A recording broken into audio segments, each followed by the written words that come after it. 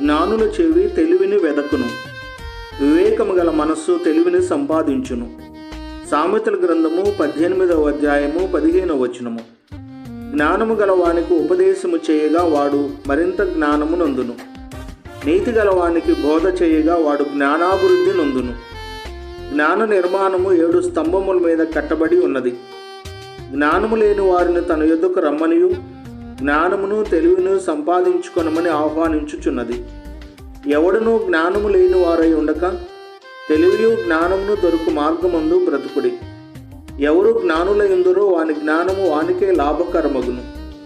తెలివి లేని వారు అపవాది వశమగుదురు. ఎవనికి జ్ఞానము లేకున్నను వారు దేవుణ్ణి అడగవలెను, ఆయన వారికి ధారాళముగా దయచేయును. యెహోవా యందు భయభక్తులు కలిగి ఉండుట జ్ఞానమునకు ముఖ్యము. సమృద్ధి జ్ఞానమిచ్చి దేవుడు మిమ్మును దీవించును గాక. ఆమేన్.